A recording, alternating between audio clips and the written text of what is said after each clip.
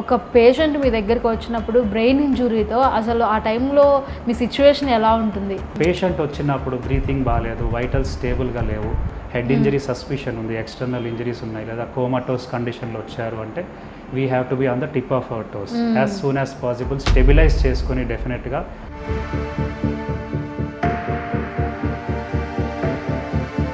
రిలేటివ్స్కి clear cut ట్రాన్స్పరెంట్గా చెప్పేయడం is the best option నవడేస్.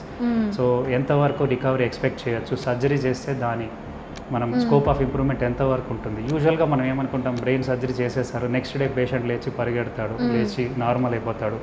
Usually doesn't work out that way most of the cases.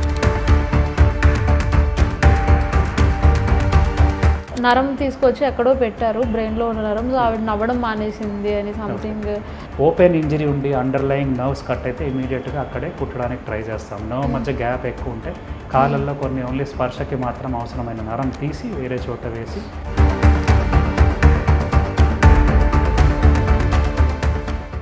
Alcohol తీసుకున్నప్పుడు వాళ్ళకి బాగా ఎక్కువైపోయింది అన్నప్పుడు ఆల్కహాల్ జనరల్లీ వినేది ఏంటంటే అప్పుడు నిజాలు మాట్లాడతారు, మనసులో ఏముంటే అదే మాట్లాడతారు. డెఫినెట్లీ మన ఇదే చెప్పి మనం చాలా మందిని కంట్రోల్ చేయడానికి ట్రై చేస్తాం. But like I said, once they are on the high